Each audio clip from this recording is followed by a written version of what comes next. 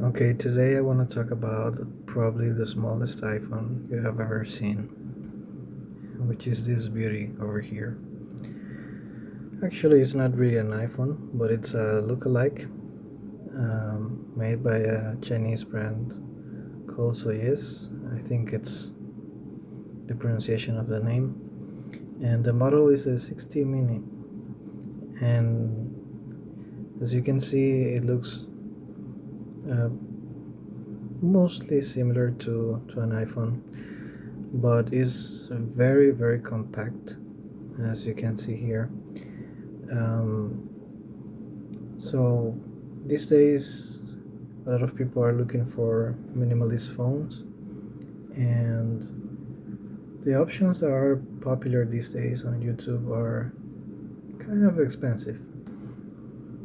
Let me show you what I'm talking about here briefly.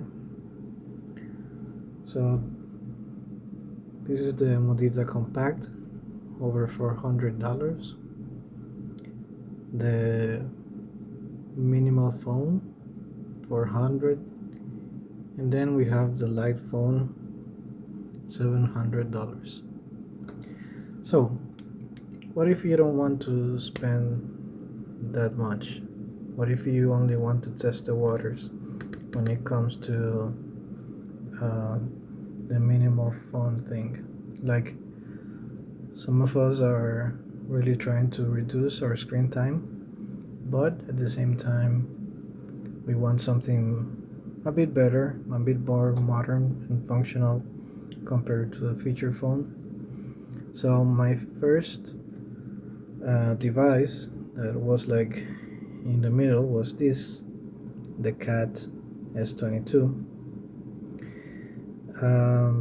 which is waterproof. It runs Android 11, and it worked for me for a while, but then it started to have some microphone problems, which render it a little bit useless for me.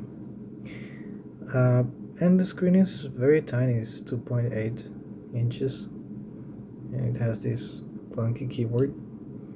And the 16 mini here, it's even smaller, even if the cat is closed.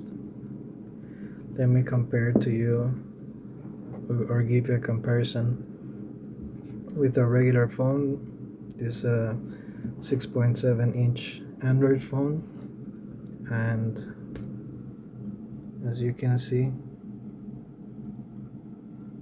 it's like half the size vertically.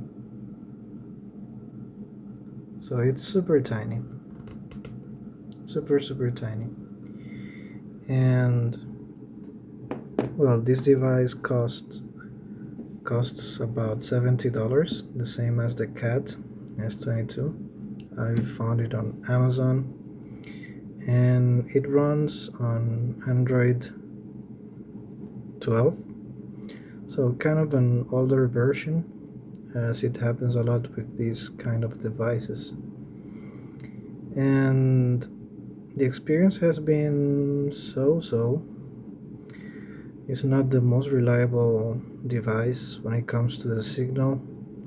It can accept two SIM cards or one SIM card with a micro SD card, and it drops a lot, the signal. So I can't really recommend this as your main phone unless you're so inclined to be disconnected from the world. Um, but even so, I think this has a lot of use cases. It could be a secondary phone, um, and well, if you restart the phone, it will pick up the signal again if you want to deal with that inconvenience. The battery is okay, I would say, for this size. Um, it's definitely not a battery champ like some of the big phones, but it charges relatively quick because of its small size. Then it has a small battery. I think it's around 2000 milliamperes, and It charges in like an hour and a half, maybe, maybe a little bit less. I can't remember. And the speed is basic. It does whatever you need to do in a proper fashion. The camera, it's okay. It has two cameras. As you can see, it has a hole punch camera here, and the other ones are like mock-ups. The only working camera is this one, and it's basic quality. It's like a 10-year-old phone or even more. It's a basic camera, like 5 megapixels, the one in the back, and 2 megapixels, the one in the front. So don't expect it to replace any top-end phone, but it's $70 this. So if you keep the price in mind, I think this could be a decent option if you're trying to minimize your screen time. It has a single microphone here. It's USB-C. I just got a message there, and here is the SIM tray. And yeah. Oh, another flaw that I have seen is that it takes the photos okay, but when you try to record video, sometimes it messes up the recording. I don't know what's the deal there, but yeah, I think it has. Oh, also the video is a little bit choppy. It's like maybe 15 frames per second or something like that, even with the full brightness in a sunny day. So that's that. But the main advantage of this, other than the price and the design, I like it that it stands on its own. So there you go. You don't need a tripod or anything like that. And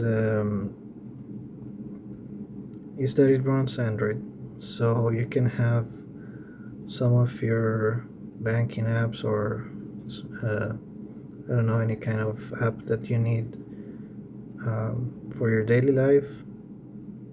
Maybe banking wouldn't be the wisest thing on this thing, because I don't know how secure is an Android 12 device. But for general purpose things, it works really well. It takes some time to get used to a screen this small. This is actually 3.9 inches, I believe. And yeah, it works great. The speaker, the only speaker, is over here, and it's decently loud, I would say, for its size. So that was a good surprise. So this can work as an MP3 player for you going to the gym. You don't want to carry that bulky thing with you, your regular phone. This can serve the purpose because you can have Spotify or YouTube Music. And yeah, because it's a full Android phone, you can install anything you want on it. So I think this is a good compromise overall between a feature phone or a dumb phone and a full-fledged smartphone. It costs the same as the Cat. It's not waterproof like the Cat, but I think it's more in line with the requirements for these days. Plus the design, I think it's much better.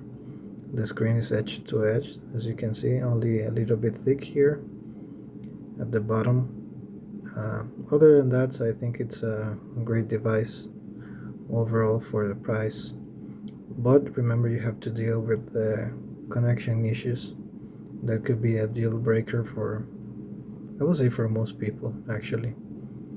But as a secondary device, as a media player, I think it's great. So that's it. I just found this little device interesting and wanted to make a video about it and share my thoughts about it. Till next time.